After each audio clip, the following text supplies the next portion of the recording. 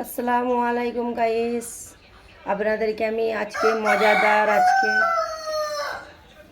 আজকে আমি আপনাদেরকে একটা মজাদার পিঠা করে দেখাবো। আর মজাদার পিঠে করে দেখাবো। দেখুন, আমি উষ্ণ গরম পানি নিয়ে নিয়েছি, লবণ দিয়ে দিয়েছি, আর এতে আমি চালের গুঁড়ি আর ময়দা নিয়ে নিয়েছি। আজকে আমি আপনাদেরকে জালি পিঠা করে দেখাবো। এটা আমি ভালো করে এখন ব্যাটার করে গুলে নেবো, ভালো করে গরম জল দিয়ে এটা গুলে নেবো।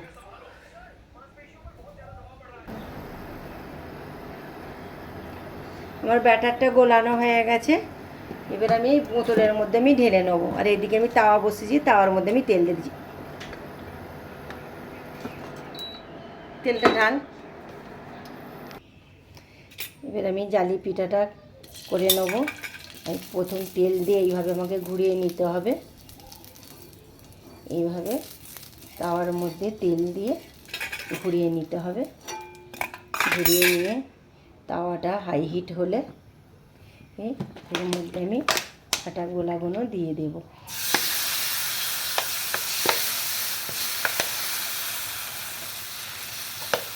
এইভাবে আমি করে নেব। এবার আমি এইটি উল্টে মুড়ে নেব। এইভাবে মুড়ে নেব। এইভাবে নিয়ে এইভাবে মুড়ে নিতে হবে। দেখুন কত দারুণ একটা আমার হয়ে গেল। এইভাবে আমি সবগুলো করে নেব। দেখুন বন্ধুরা, আমার জালি পিঠা কত সহজে তৈরি হয়ে গেল। ঝটপট বাড়ির উপকরণ দিয়ে এই জালির পিঠা চিকেন দিয়ে পরিবেশন করবেন, খেতে অসাধারণ লাগবে। আর অত সহজে এত তাড়াতাড়ি হয়ে যায় কি বলবো আপনাদেরকে। আর দিদি ভাই, দাদা ভাই, আমার যে বন্ধু হয়ে গেছেন, রহিমা ভিলেজ কিচেনের বন্ধু হয়ে গেছে, আপনাদেরকে আমার অসংখ্য ধন্যবাদ। এখনও যে ভিলেজ কিচেনের বন্ধু হননি, আপনারা বন্ধু হয়ে যান, আমার পাশে থাকুন। এইটি আপনারা বলার ছিল। নেক্সট ভিডিও নিয়ে ফিরে আসছি। দেখুন বন্ধুরা, জালি পরোটাটা এত দারুণ হয়েছে বলবার মতন নয়।